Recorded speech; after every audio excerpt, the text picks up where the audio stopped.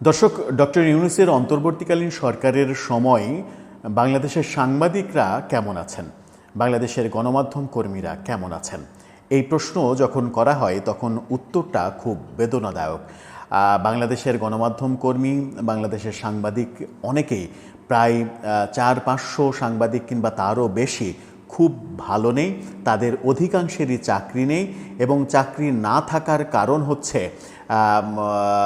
ক্ষমতার পট পরিবর্তন। অভিযোগ যে তারা আওয়ামী লীগের কাছের লোক ছিল এবং আওয়ামী লীগের কাছের লোক থাকার কারণে তাদের চাকরি চলে গেছে। বেসরকারি প্রতিষ্ঠানে চাকরি যায় আওয়ামী লীগের কাছের লোক না বিএনপির কাছের লোক, এই হিসাবে যে বেসরকারি প্রতিষ্ঠান থেকেও চাকরি চলে যায়, এই নজির সম্ভবত বাংলাদেশ এবারে প্রথম দেখল। তেমনই একটা বিশ্লেষণমূলক লেখা সাব্বির খান নামে একজন ফেসবুকে লিখেছেন, সেটি আবার প্রখ্যাত সাংবাদিক জয় মামুন শেয়ার করেছেন সামাজিক যোগাযোগ মাধ্যমে। সেই লেখায় অনেক তথ্য উঠে এসেছে, তবে সারমর্ম যেগুলো, খুবই গুরুত্বপূর্ণ তথ্য যেগুলো উঠে এসেছে, সেগুলো নিয়ে আলোচনা করব এই ভিডিওতে। থাকবেন পলিটিক্স টিভির নিয়মিত আয়োজনে।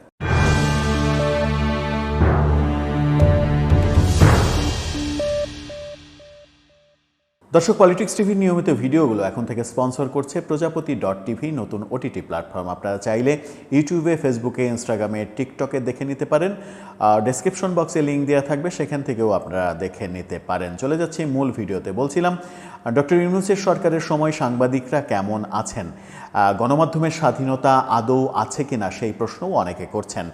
একেবারে টাটকা উদাহরণ যদি দেয়া যায়, তাহলে গতকালকে সুন্নি মহাসমাবেশ হলো ঢাকায়। সেই সুন্নি মহাসমাবেশ নিয়ে নানা রকমের নাটক হয়েছে।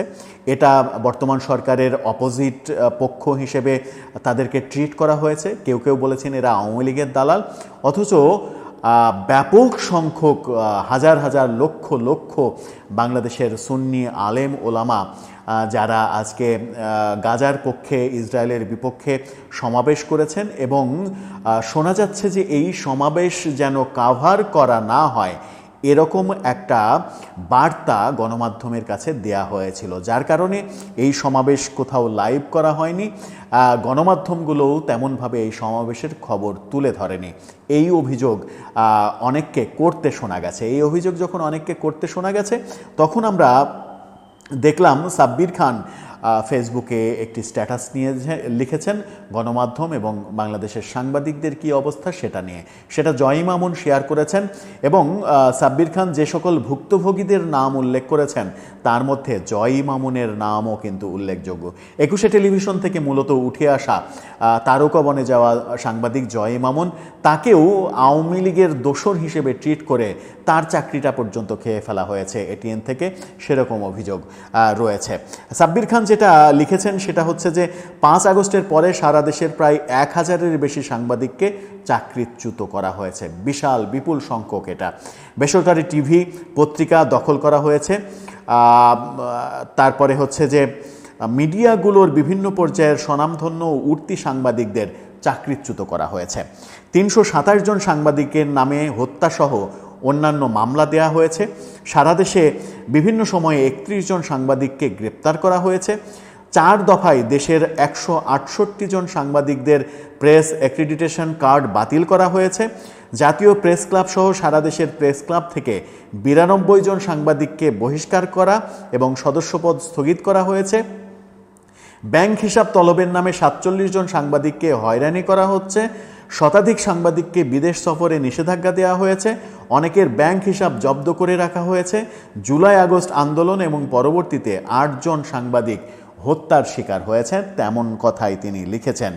এসবই হিসাব করা এবং জানা কথা, কিন্তু সামাজিক এবং পারিবারিকভাবে হেনস্থার শিকার হয়েছেন এবং প্রতিনিয়ত হচ্ছেন কতজন, সেই হিসাব করা অসম্ভব বলে লিখেছেন সাব্বির হোসেন। আগের একটি লেখায় জানিয়েছি যে আওয়ামী লীগ আমলে হাতে গোনা মাত্র কয়েকজন সাংবাদিক সরকারের আনুকূল্য ও সুবিধা ভোগ করেছে, কিন্তু 5 আগস্টের পর দেখা গেল হরে ধরে সবাইকে আওয়ামী লীগের দালাল বানিয়ে চাকরিচ্যুত করা হলো। প্রশ্ন হলো, এই চাকরিচ্যুত সাংবাদিকদের শূন্যস্থান পূরণ করছে কে বা কারা? এখানে চাকরিচ্যুত কয়েকজন সাংবাদিকের নাম উল্লেখের প্রয়োজন মনে করছি। সেখানেই তিনি যে নামগুলো উল্লেখ করেছেন সেই নামগুলোর মধ্যে রয়েছে বেসরকারি টেলিভিশন চ্যানেলগুলোর সময় টিভির আহমেদ জুবায়ের, ডিবিসির জাহিদুল হাসান পিন্টু, প্রণব সাহা, নঈম তারেক, ৭১ টিভির শাকিল আহমেদ এবং ফারজানা রূপা দুজন জেলে রয়েছেন। বায়েজিদ মিল্কি, ইন্ডিপেন্ডেন্ট টিভির আশিস সৈকত, নিউজ 24-এর রাহুল রাহা, এটিএন নিউজের প্রভাস আমিন, এটিএন বাংলার জয় মামুন, বৈশাখী টিভির অশোক চৌধুরী, সাইফুল ইসলাম ও সঞ্চিতা শর্মা, এশিয়ান টিভির মানুষ ঘোষ ও বেলাল হোসেন, 21 টিভির রাশেদ চৌধুরী, বাংলা টিভির নজরুল কবির, নাগরিক টিভির দীপ আজাদ, এক টাকার খবরের মুন্নি সাহা ও সুকান্ত গুপ্ত অলোক, বাংলা নিউজ 24-এর জুয়েল মাঝার, সারা বাংলার রহমান মুস্তাফিজ সহ উল্লেখযোগ্য আরও অনেকে।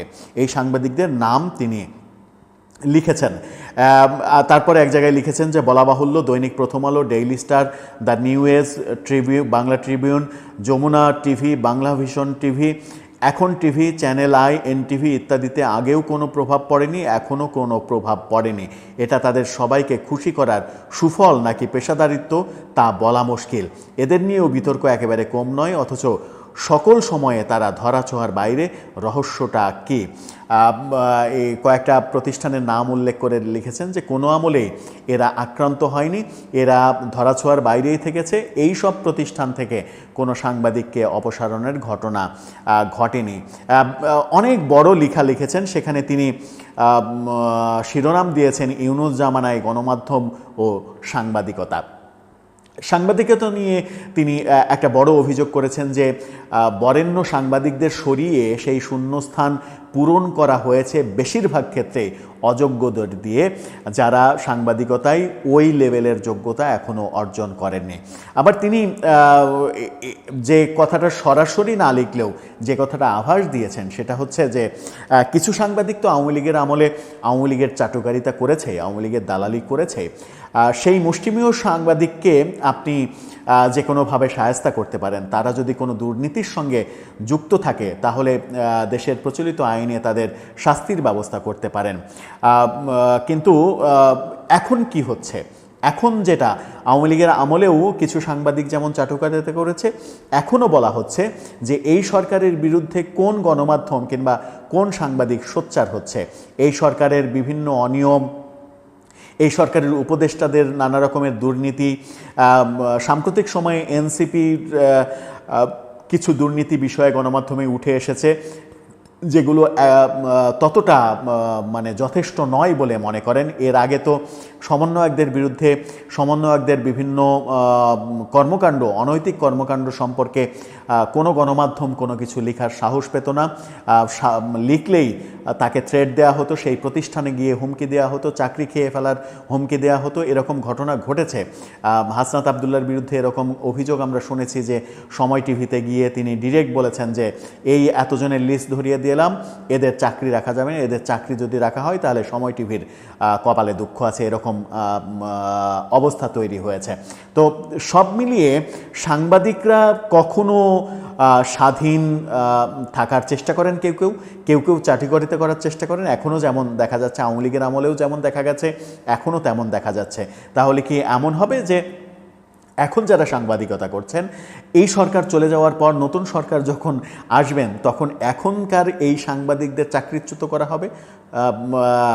ইউনূস সরকারের পক্ষে অবস্থান নেওয়ার জন্য, ইউনূস সরকারের পারপাস সার্ভ করার জন্য তাদের চাকরিচ্যুত করা হবে? সেটা তো কখনোই শুভ লক্ষণ হতে পারে না।